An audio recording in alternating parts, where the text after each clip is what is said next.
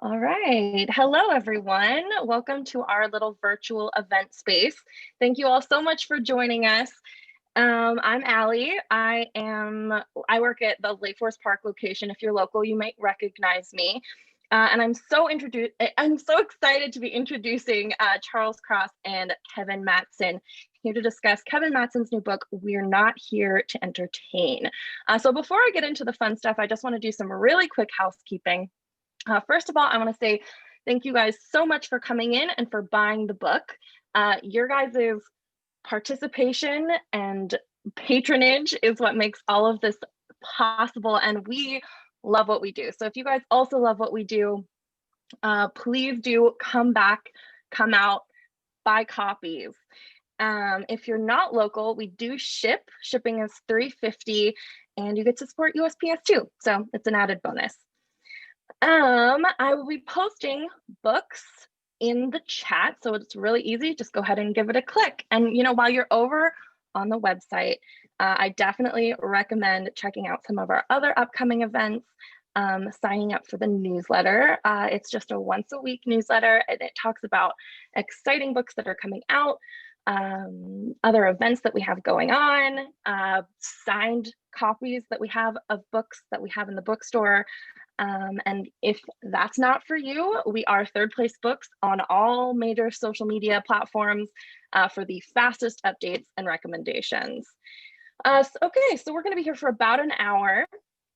And we will be taking questions at the end. And so if you have any questions, which we very much hope that you do, go ahead and throw those up in the Q&A box. It'll be up at the top or down at the bottom. There's also a chat. So if you feel like making a comment, just saying hi, saying where you're from, we love to see that too. Don't be afraid, don't be shy. And I think that is the housekeeping that I have. So without further ado, New York Times bestselling author Charles Cross is the author of 9 books. His biography of Kurt Cobain, Heavier Than Heaven, has been published in 26 languages and was called one of the most moving and revealing books ever written about a rock star by the Los Angeles Times. He was the editor of Seattle music magazine, The Rocket, which helped launch the grunge scene. Lately, Kevin Mattson teaches American history at Ohio University and is the author of numerous books about the intersection of culture and politics. Before that, though, he played in bands, wrote zines, and co-founded the organization Positive Force. His newest book, We Are Not Here to Entertain, documents and reconstructs what Kurt Cobain called a punk rock world, the hardcore indie DIY culture that grew and developed against the conservative Reagan era. So thank you guys both so much for being here. I'm going to go ahead and leave them in your hands. I'll be in comments. If you need anything, just shout. Thank you, Allie. And hey, Kevin, welcome to Seattle, or at least Lake Forest Park or Ravenna, or wherever else anybody is tuning in from. Glad to have you here. Thanks for having me. Yeah.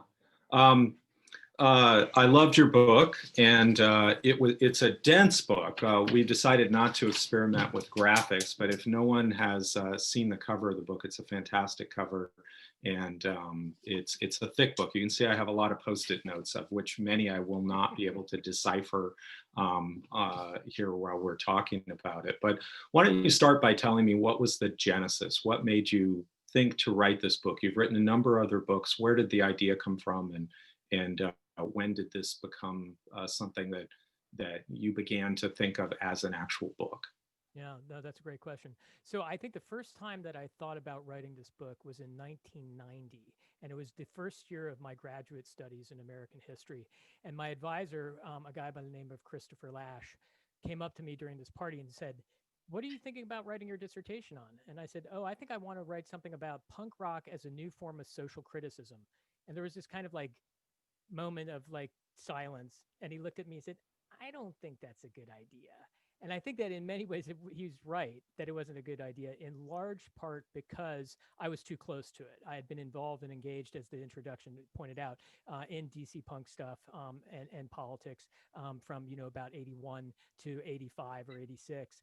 And I think 4 years was not enough time under the bridge, but I kept feeling I was being nagged to write it. I felt like it was something that deserved a full-fledged treatment.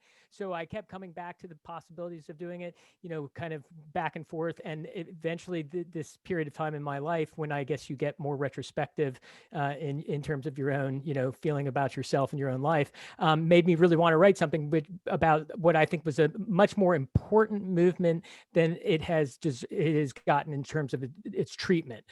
So that's kind of the long-winded way of saying how I kind of came to this.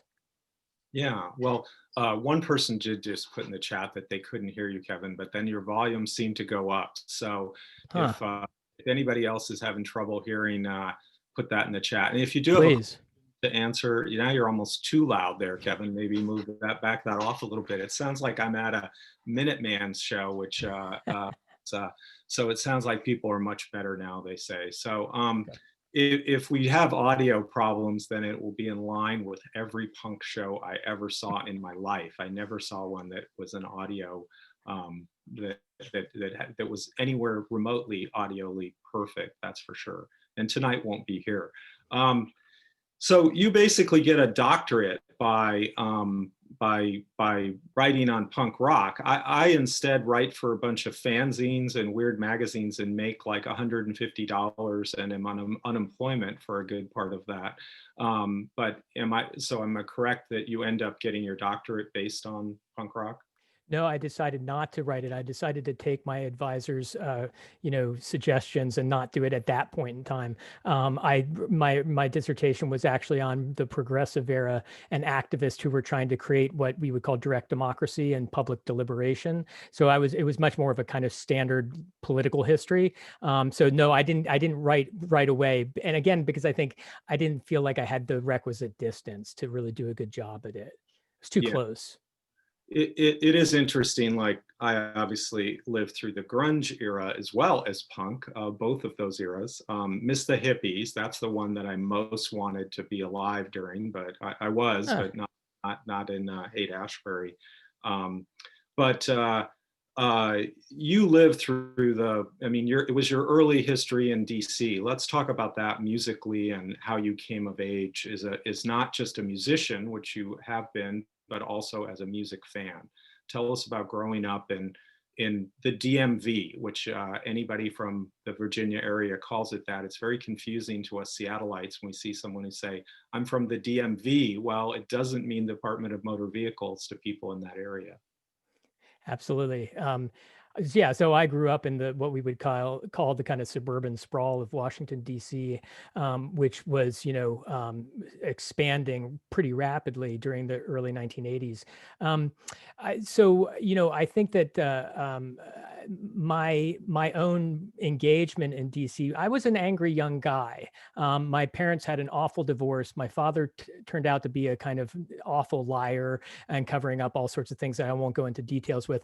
And I had a real anger that I think is probably fairly prominent amongst people who are like 16, 17 years old.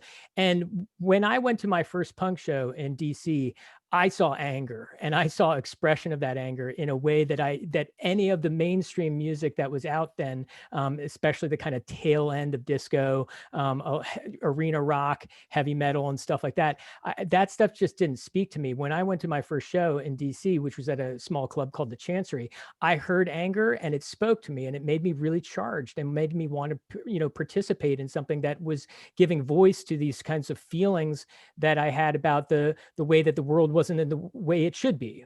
So that's really what kind of brought me to punk. I was also fortunate to be around other kids who were into the same sorts of things in my high school and elsewhere. So it was a kind of, it felt like at the time, not quite, but it felt a little bit like a movement, something that you kind of had to dive into in order to really fully understand.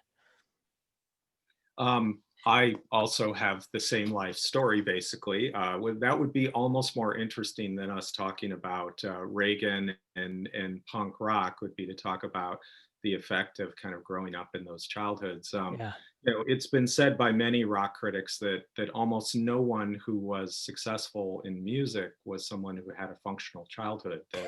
That music is often a response to that. Lou Reed being one of the greatest examples of that, Yeah. with a very disturbed childhood, and he shows up, of course, in punk and in a number of different things.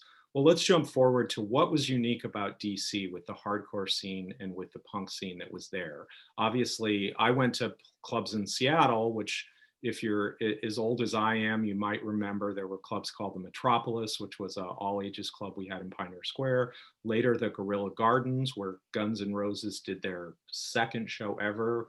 Thumbs up, Duff. I wasn't there, never liked Guns N' Roses. I did see Husker Du and a number of those kind of seminal shows at that particular venue. And then we also had a punk club called the Bird, where I saw a band called The Enemy, which was kind of the Seattle's first real punk band. You talk about William Pugmire in your book, who did a fanzine that was really influential.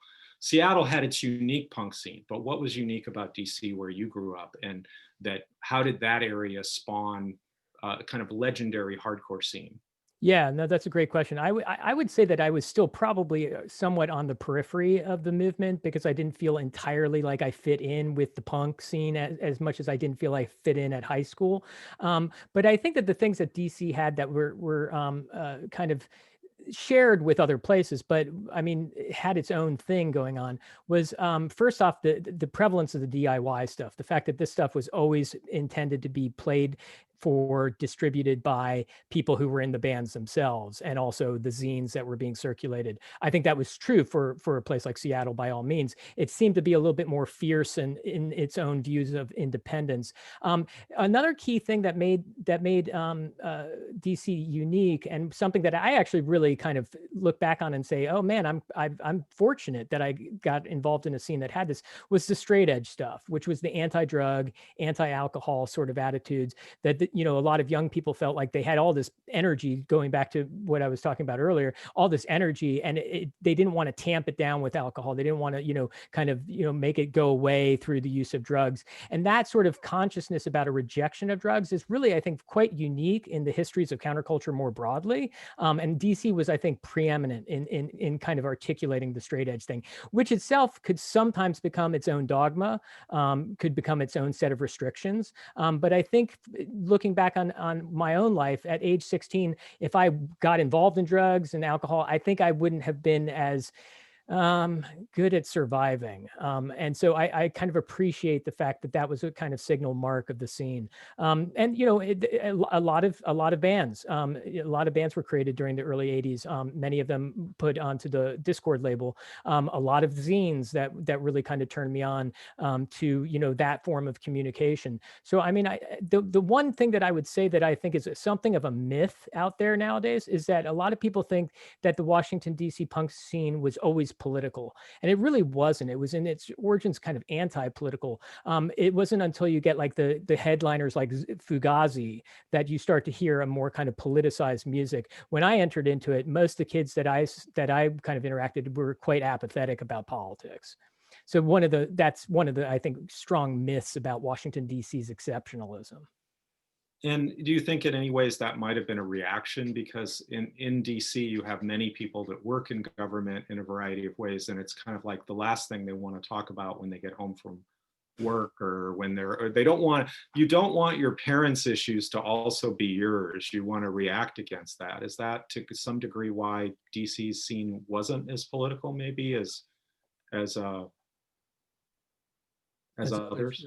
Yeah, I think that there's something to that. I think that, of course, the politics that eventually started to kind of sync up with the scene was not the parent the parental, experience with politics. It was its own thing. It was a kind of youthful politics. It was more about direct action. It was less about electoral politics.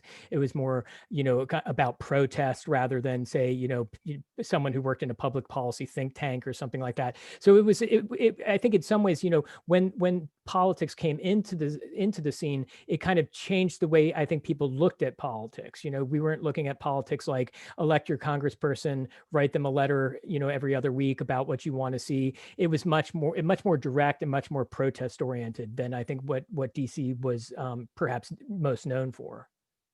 Well, let's jump into politics itself. Your book is not just a discourse on punk rock. I've written a couple of those. Many people have written those. And those to some degree are old in the tooth, and there are many, many histories of that.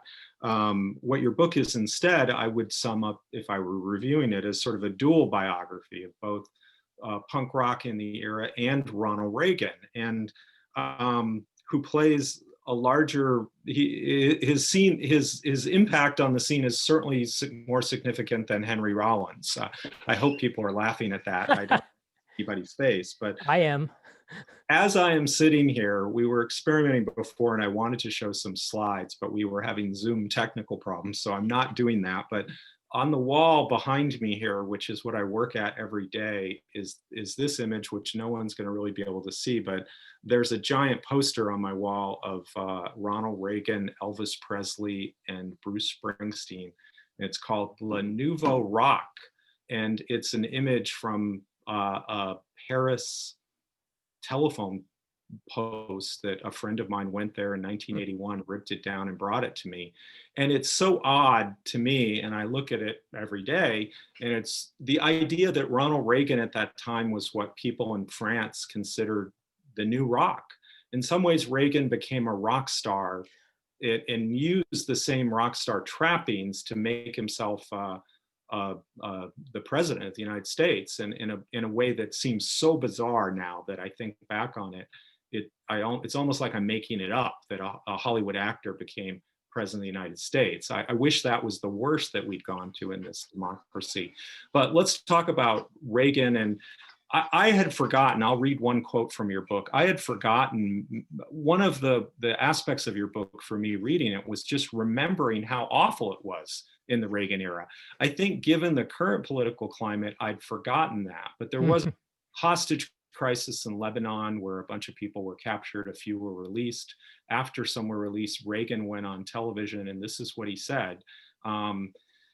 He had a slip where he talked, it was kind of this "we begin bombing" you talk about earlier that he had said at an earlier press conference, but he let out this line, just ad-libbed. He said, "Boy, after seeing Rambo last night, I know what to do the next time this happens." So we had the president of the United States at that point basically threatening to bomb and cause havoc.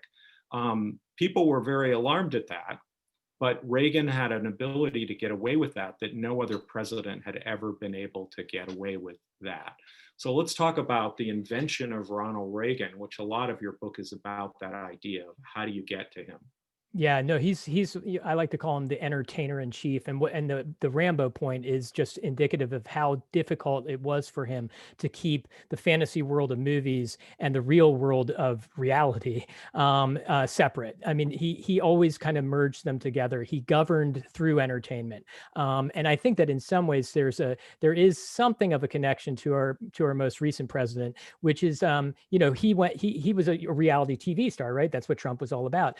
Reagan's background, although he was governor of California for a number of years, besides that moment, his career was tied to the entertainment industry. It was tied to Hollywood in his beginnings. It was tied to the General Electric theater hostings that he did during the 1950s. He got into politics via entertainment. And I think that there was something about that just drove a lot of young punk kids crazy. It wasn't just the Teflon stuff, which was always, talked about with him, that he could say anything, and even if it was wrong, and it would just bounce off of him. But it was really the fact that he seemed to govern with entertainment as the chief motivation rather than, tackling difficult problems and maybe doing something because you think it's a just thing to do.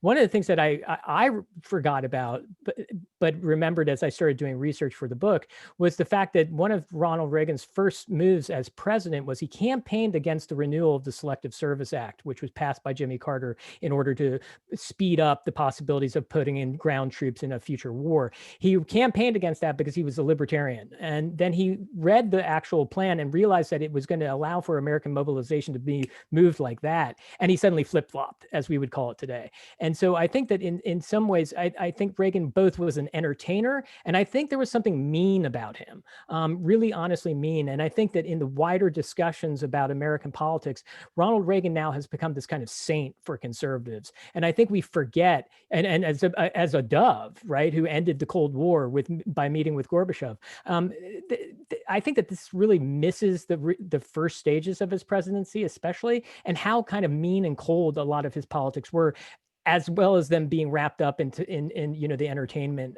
ethic that I think he brought to almost everything he paid attention to. And not only that, I mean, Reagan has sort of turned, if anybody has binge watched any show on Hulu recently, you've seen endlessly ad for the Call of Duty video game franchise that actually turns Reagan into a cartoon character and kind of, I haven't played that version of Call of Duty, but he's essentially become, this wise leader, it appears, in Call of Duty. It's called Call of Duty Cold War.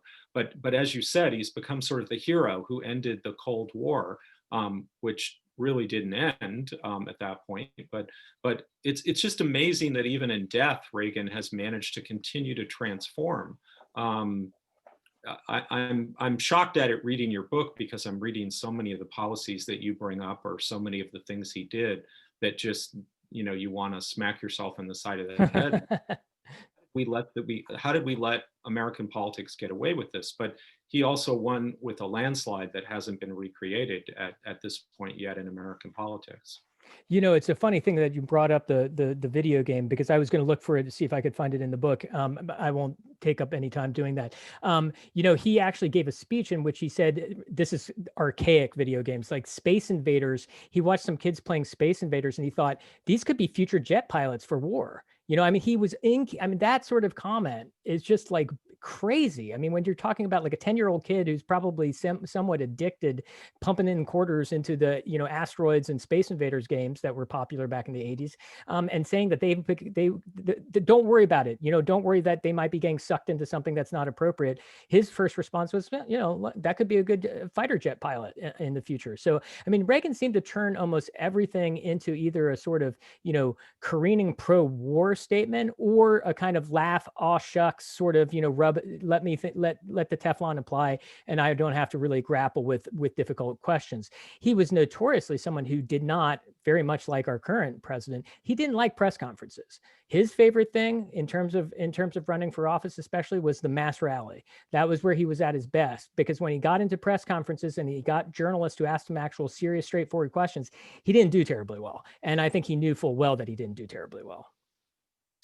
Boy, it's amazing to imagine that in American politics. I did have we were going to have you read just a bit from your book, but I will read the quote, which I did have on a Post-it note that you mentioned. This is our president talking about watching kids with video games, our president, Ronald Reagan. Many young people have developed incredible hand, eye, and brain coordination in playing these video games. The Air Force believes these kids will be outstanding pilots should they fly our jets. And of course, he went on about it. But that's just unbelievable to me that we would allow that kind of military just a co-option of culture to happen, and watch on and not only applaud him, but reelect him in a landslide again. Yeah. And there's always that legacy of Vietnam, right? Which is what Rambo is all about. He wanted to get over what people called the Vietnam syndrome, right? And return America to its greatness in terms of world leadership and stuff like that. And, again, that didn't necessarily go all too terribly well for him during his presidency. It wound up that he had to do a lot of covert action because he had opposition in terms of Central America with Nicaragua, especially in El Salvador. So whenever he got stymied because because Congress wouldn't go along with it, he'd use covert action, he'd lie, and he'd hope that, the Teflon effect would be able to take care of the situation. So, I mean, this was a president who, when he didn't get his way, I mean, some of the most remarkable things that I forgot about that kind of struck when I was doing research for the book was his characterization of the peace movement, the nuclear freeze movement, as being basically communist directed, that they were taking marching orders from the Soviet Union. And both Reagan and some of his minions like Jerry Falwell, whose family is, all in the news today. But the elder Jerry Falwell, said things like, well, the KGB tells these guys to get up and protest, and then they all get up and protest. It was a real kind of like just a disrespect for people who dissented against your own, policies. I mean, to an extent that I just found to be disturbing as all hell. So I mean, I think he was that's kind of the sort of politician I think Reagan was, and how he kind of conceptualized his own presidency and his desire to govern by both image and entertainment rather than by dealing with hard to deal with facts. Well, let's jump to his effect on culture. And by the way, just to remind everybody that if you want to type a question into the question and answer thing on your Zoom, which I think is going to be on everybody's Zoom or in their chat, it'll pop up in just a few minutes. We'll take some of those if there are. So Reagan, becomes president, and I've had an argument. You don't directly address this in your book, but I believe there has been always a linkage between conservative governments and great music. And I think that stretches back even to Britain under the conservatives initially, and we get sort of the first rock and roll sort of happening at that point. We get some of the best music of all time in response to the British conservative government of the 70s when punk begins. Then in the 80s, we get some American rock and roll, hardcore, and American punk, and then a number of other great albums out of it. And then in the 90s, we get Nirvana and a number of other bands that respond to Reagan. I don't know what we've got in the Trump era. I'm hard pressed to cite the great musical movement, but maybe it's too soon to have seen it yet. But that's the way I approach it. Would you agree with that thesis? And is that somewhat what how your book begins? Because politics is so bad that people have to react to it and find a way to, like the existentialist said, respond to the meaninglessness of the world. Yeah, no, that's a great point. And I noticed that one of the things that you didn't mention in that kind of sweep of history and the sweep of history of politics and protest songs and stuff like that was that, we didn't really mention the 60s, right? And I think that one of some of the myths that I've kind of felt like I've kind of walked into is this notion that the 1960s was full of protest music and so forth. And there's elements of that by all means. There's no doubt about that. But I mean, when you push up the time frame and you get into the 70s and you get into rock against racism in Britain, you get into rock against Reagan in America. It was almost like every song was a protest song. It wasn't like exceptional. And I think that I'm not sure. I'm with you. I don't know what now has the potential to become the new form of music that would sync up with protest. I'm just not. I think I'm just too old to be trying to keep up with that sort of thing. But I do think one of the things that I've always felt is that the 1980s punk stuff, which was viscerally political in many ways, I think was actually more political than the 1960s counterculture with Jefferson Airplane, Grateful Dead, and bands like that I don't think actually engaged politics as much as a lot of the kids in the 80s did. Yeah, that's an interesting point. I mean, yes, the 60s, there is one great album of protest songs that Rhino put out, and there is an excellent book actually a few years ago on the idea of protest songs, and I would be hard pressed to find a better protest song than Ohio by Neil Young. I mean, just the opening riff is unbelievable.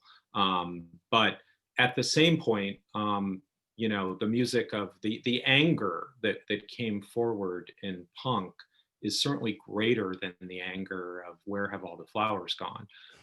There is a nihilism, I think, that begins to happen in music that we really had never had before the 80s. You talk a bit about that with some of the SST bands and some of the hardcore bands, some of the Discord bands. Explain, you mentioned it on it. People may not know if they haven't read your book, but describe the Rock Against Reagan sort of movement that springs out of the Rock Against Racism movement. I have a great poster, which again, I'm not going to show for Zoom problems, which is Washington, D.C., July 3rd concert, Rock Against Reagan, the Dead Kennedys headlining. Also on the bill, in case you want to know, are the Crucifix and Toxic Reasons and Reagan Youth. Tell us about that idea as a movement. There have been some Rock Against Trump concerts. I know a young man in Olympia that organized a few of them, but they have not been all over the country the way Rock Against Reagan really was.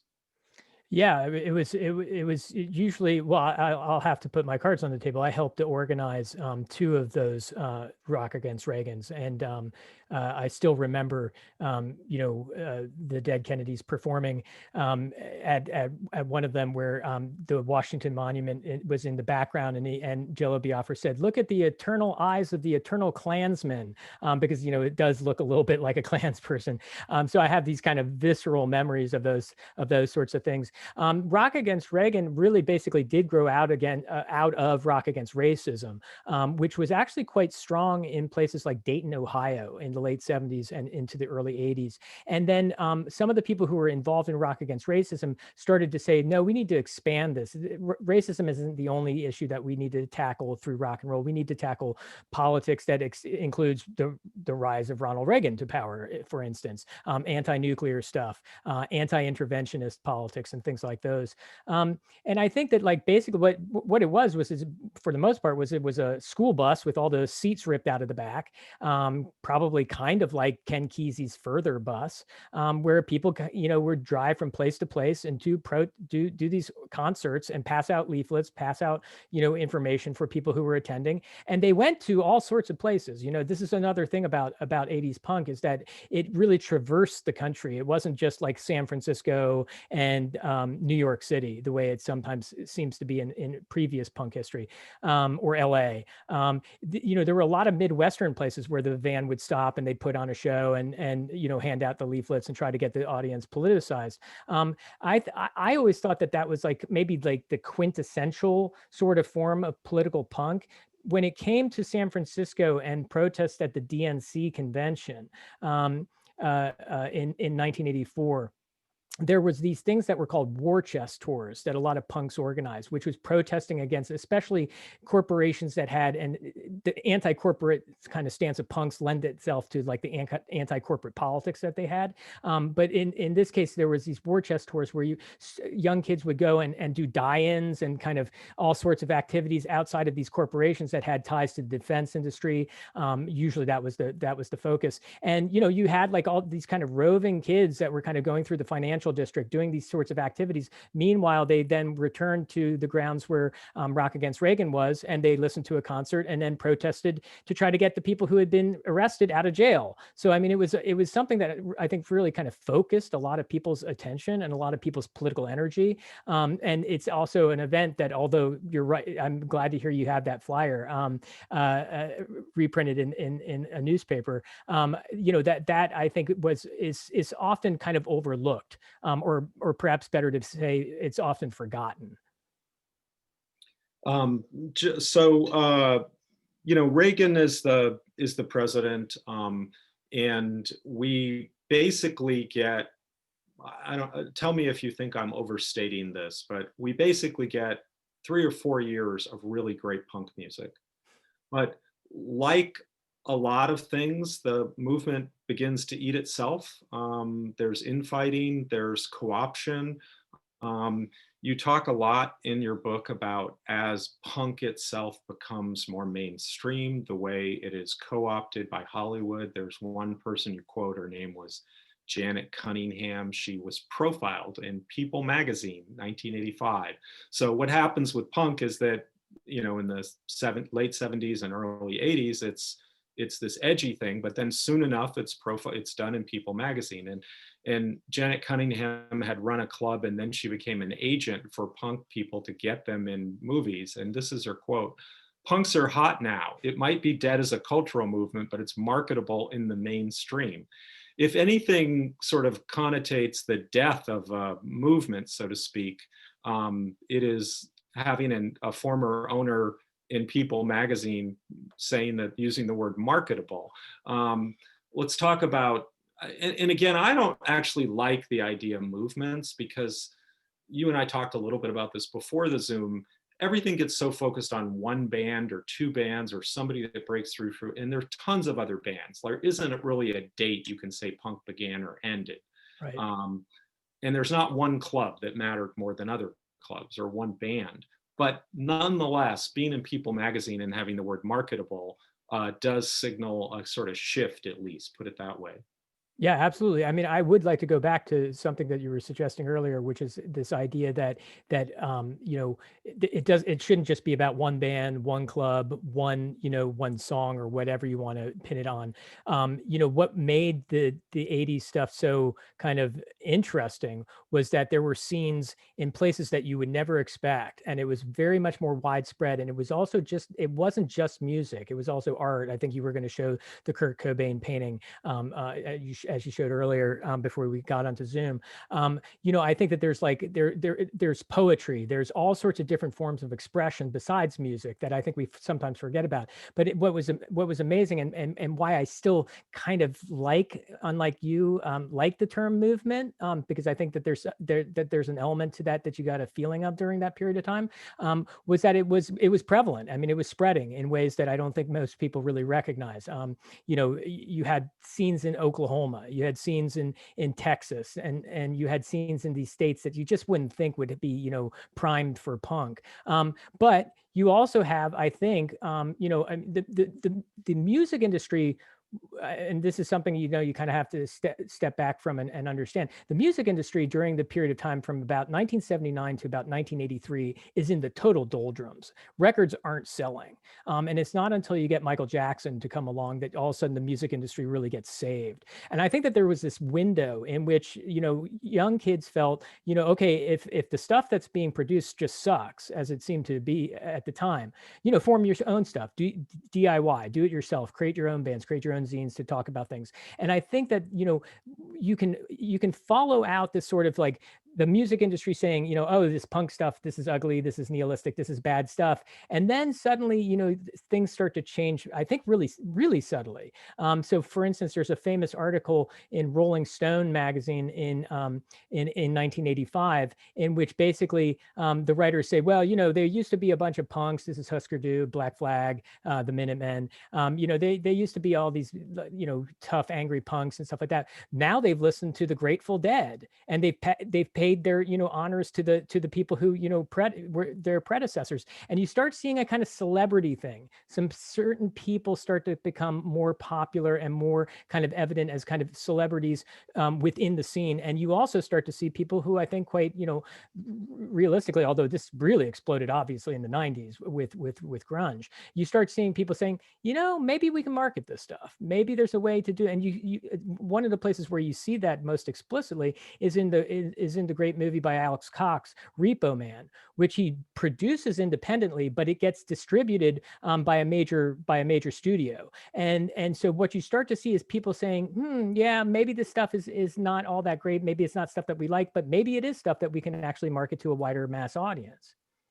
And of course, that soundtrack is incredible. I own vinyl, and it's legendary. But yeah, it became marketable to some degree. Your book kind of ends. It's the only book I can think of that ends with something from Spin magazine. I've not always been totally a fan of everything in Spin. I did write for them, but you end with a quote, you know, where you're talking about a review of the Minutemen, and the line is. I forgot what critic wrote this, you probably know, but and maybe you can quote it rather than me, but thrust a naked pimply rump in the face. You know, it become the word merch, or commercial, instead of merch, which is the only thing that keeps rock and roll alive Yeah. today. Maybe read that one. It's the last page of your book there. What basically happens is that the idea becomes that commercial, the music becomes commercial, and people even within it start to think about that as a way to separate even hardcore punk. There's merch punk and there's non-merch punk. Yeah, no, that's right. And so that is Byron Coley, who wrote a number of different things, was kind of his, somewhat like you, I think, probably, a music journalist, writing, I think, some important, interesting stuff. Yeah. So this is actually an article that he publishes in Spin. There's an irony and a sadness to this, which is that it gets published and at around the exact same time that D. Boone, the lead singer for the Minutemen, dies in a van accident. And so, there's this kind of feeling of the article gets published without knowing that Boone had passed. And one of the things that he says is, like, with the Mersch thing that you were talking about, he says, yeah, canny capitalists that they are, this is the Minutemen. The Minutemen's drive to snare a buck included such sure to please titles as Futurism Restated, Mutiny in Jonestown, and Dreams Are Free, Motherfucker. Even the band's video for King of the Hill, another attempt to go Mersch, wouldn't find play on MTV, Coley suggested. Its message is potent, directed, and far too radical for these namby-pamby times. And as I point out there, which made the death of D. Boone, that kind of goes along with this, a feeling of an end of sorts, that some possibilities were being closed out, I guess is the best way to put it. But yeah, that's Byron Coley, who is also still active in some music writing as well. Yeah, well, all of us music writers are trying to be still active, as are musicians, but there are many barriers placed against us. I do have a couple questions here. One is from a friend of mine who's a Vancouver photographer, is an incredible photographer, and he's asking about the Canadian response to Reagan. And up there were the bands in the albums, the Fetus album cover, Dayglow Abortion's Feed Us, and there was the great Vancouver punk band, which I personally think are probably, in my mind, the single greatest punk band in North America, which is DOA. Yeah. And the lead singer, Joey Shithead, but this shows you the difference between Canada and America. Joey Shithead is presently a Burnaby Canadian city council person. He's gone into politics. He still uses Joey Shithead, and he got elected. The difference between Canada and America. But what Canada didn't have as conservative a government, but they did have punks that were angry and responding. Yeah, no, I mean, and DOA is the right place to go to. I mean, there's definite evidence that the touring networks that became famous for Black Flag to play throughout the United States were actually already pioneered by DOA. And DOA was telling people in Black Flag, look, there's a lot of kids out there who want to host shows, and you can put on really cheap shows and still survive. And they were, in some ways, I think, the kind of unsung heroes of a lot of West Coast American punk. And they really did, bring talk about a protest band. I mean, they were all of that. They were also connected to some folks who did a much more radical form of politics, including a series of bombings of porno stores and some other places like that. And so there was a real radical politics to some of that to some of that Canadian activism. But I focus predominantly on the ways that DOA, I think, kind of laid the groundwork. It's kind of like almost like digging a street so that other people can follow along and be able to do it a little bit more smoothly, rather than the first time of doing it. But yeah, that stuff is, that Vancouver was crucial there. I don't focus a lot about it in the book because it's focusing on the United States, but there's no doubt that stuff was important. And that stuff really, I think, I would say you saw it a lot in terms of the promotions of things like Rock Against Reagan. I forget the DOA song about Reagan, but there was one, maybe the person who asked the question will remember this. There was one great song that they had about Ronald Reagan that I remember hearing when they were in the States playing some events that were kind of tied to the Rock Against Reagan stuff. Yeah, just a brutal band, and one of the only bands. I mean, I've seen a number of bands where blood was spattered on stage, but the point that Joey cut his finger on a chainsaw and then continued to play, almost cut his finger off at a show, the OK Hotel, an infamous show in Pioneer Square in Seattle. Well, let's jump to the idea of, and that was that song called Fucked Up Ronnie? Yeah, that's it. French or Canadian, whatever, yeah. That's it. It's a great one. Yeah. Well, is there an Ohio of this movement? I mean, I'm citing Ohio as a seminal moment to the 60s. Is there one song, if you were going to funnel people to go, that song embodies so many of the elements of what this period was in time? And maybe that's too hard a question to ask, because I'm sure there's a playlist of 50 songs you and I both could name that we'd refer people to, but I've set up I had a graduate student who was working with me set up a kind of soundtrack for the book that's on the website for the book. I sometimes would open a talk about this with the Minutemen's If Reagan Played Disco, which I think is a marvelous, funny, protest song against Reagan's kind of pseudo macho-ness and stuff like that. And yet it doesn't bang you over the head with its message, right? I mean, that was one of the skills that I think bands like the Minutemen had was there was a kind of complexity to what they were doing musically and also in terms of their lyrical matter. I mean, there was a kind of, it wasn't like a straightforward diatribe. It was always kind of mixed up and complex and stuff like that. So I would say I put that song on the top of the list, but you're absolutely right. I mean, I could reel off, a number of different songs I don't want to, bore people with at this point in time. And there is also a mainstream rock response to Reagan. I mean, there are a number of acts that are putting out political songs at that point, but they aren't as angry as the punks in that era. Less disenfranchised when you're involved in We Are the World and selling out the Los Angeles sports arena. It's a little harder to feel authentic, whereas many of these punk bands, at least in Seattle, were getting arrested. Their shows were getting shut down.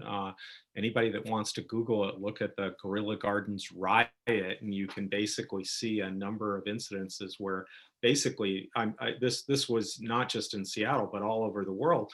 The cops, if it were punk rockers playing, they were absolutely happy to go beat the kids with truncheons and stop it. And that happened constantly. Part of the Seattle grunge scene happened in a response to that to some degree. There, was a response to what we call their teen dance ordinance, where people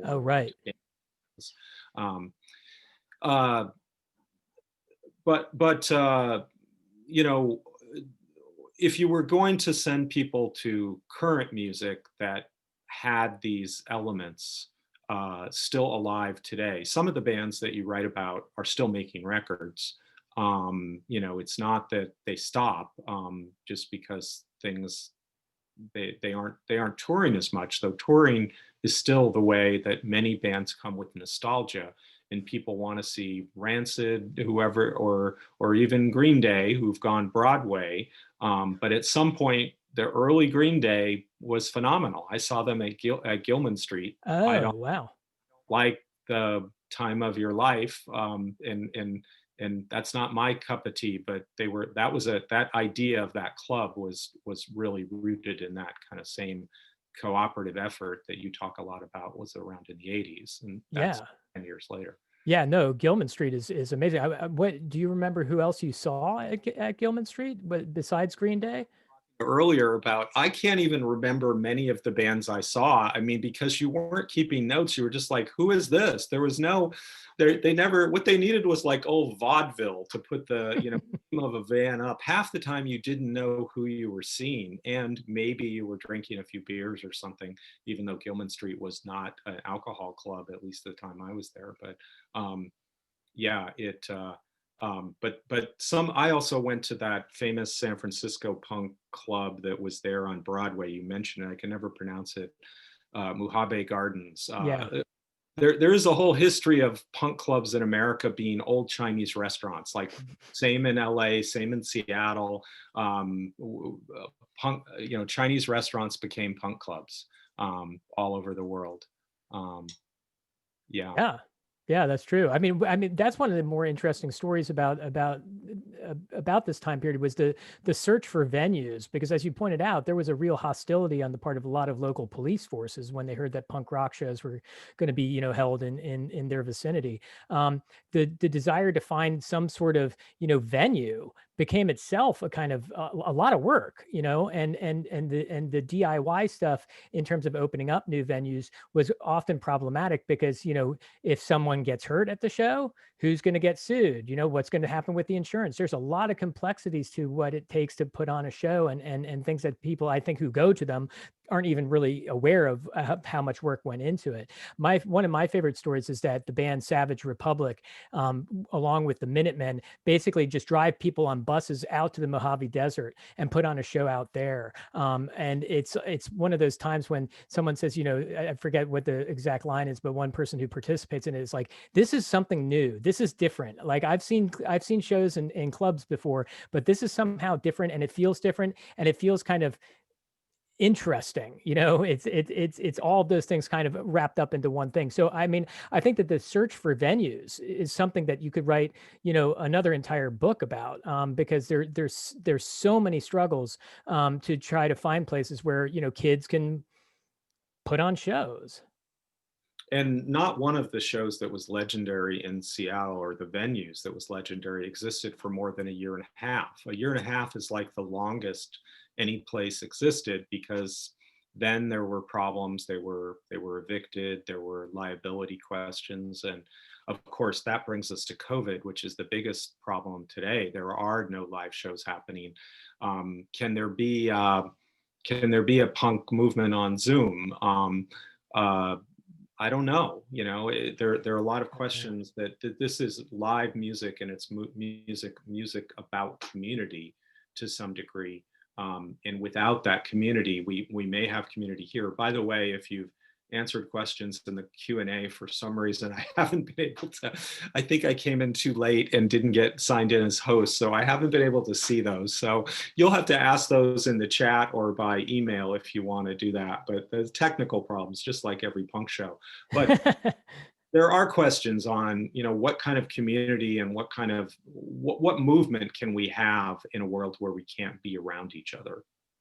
Yeah, I'm no better at answering that than anybody else would. The only thing that I would say that someone asked me, well, where do you see glimmerings of punk, still today? And the one place that it kind of struck me is it's just around the corner of where I live right now. We live in a small college town, and someone's organized this event that they call I can't remember the exact name of it, but it's like yards apart or something like that, where basically people bring out their instruments to their front yard and decide who's going to go first, and they play their songs and they play them for one another. And it has that kind of feeling of the DIY stuff. The music is not going to sound like the stuff that it's not going to sound like 1980s punk by any means. But I think there's still people who try to find areas where they can express themselves, where they can, they can get together while they're also, doing what you have to do with COVID, which is socially distance oneself.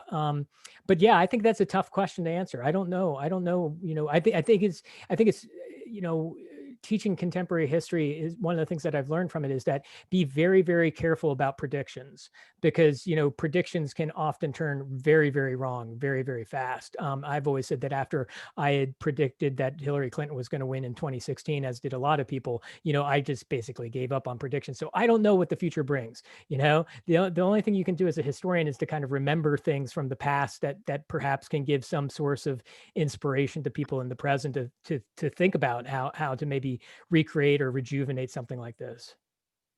And I hope that what people will come out of COVID with a desperate desire to be in music again and to have that community. There is a lot of talk that music probably will not come back in Seattle until the fall. A club that's infamous in Seattle just announced it's permanently moving, called the Crocodile Cafe. I actually have a story on that tomorrow on Crosscut. And they are presuming and potentially opening in the fall of the next year. And people are already excited about that because, it is, that they want to be back. I did see one quote. One of the questions did pop up in the chat, in which we didn't address, and let's answer that, and then maybe we wrap it up here. But we've talked about a lot of male voices, the voices within punk, whether it's Henry Rollins or Greg Ginn or Ian Mackay. These are male. It's a very male-dominated culture. There were female bands. Many of them were out of the Northwest. And the Olympia scene. But the question is, did this idea of the punk against Reagan movement of the 80s, did that spawn powerful female voices? I mean, we have the example of Patti Smith and Exene, though I'm not exactly sure Exene should be quoted in anything these days. Anyone that knows she's sort of gone off the rails and become a Trumpite. But are there female examples of that? And what was the long-term effect of the movement against Reagan in terms of how it affected the female voice in rock and roll? Yeah, no, that's a great question. I mean, I will first point out that because of the renewal of selective service, that hit young men, only because we're not at the point in time where you're trying to integrate the armed services. So, and I think that kind of took its toll on female participation. Where I see the most female participation in the context of this story is actually mostly with the zines. People who are communicating. Desperate Times, for instance, is one of these publications that's basically heavily female in terms of its production. So I think in some of those areas you do start to see both two things. One is a female participation. The other thing is what I think courses through a lot of this, which I think sometimes we forget. There was a huge critique of macho that was articulated both by young women who were participants and but also by people like Jello Biafra. I mean, what his expression cock rock and all this sort of pseudo macho-ness that a lot of these heavy metal bands are playing, who look kind of androgynous in the first place, which is kind of confusing. But I think that in that critique of macho, there was something of a, I don't want to go so far as say a kind of proto-feminism, but I think there was something of a feminism and an argument for female equality that was ironically being articulated largely by white men. I guess I think that what my recollection of DC when I went to shows back then was that I would say that there was probably about 20 to 25 female participants in a room that had about 150 participants. And I think that, they were there. And in DC, for instance, there were a number of female participants in bands. There was an all-women's band called Chalk Circle, who are often overlooked, but really, I think, an important band. But they were also often ostracized by some of the, kind of tough he-men in the movement that would also include Henry Rollins before he's left the scene as Henry Garfield. So I mean, I think that there's definitely like a male edge to a lot of this stuff. I think, again, I would say that a part of that is the selective service politics.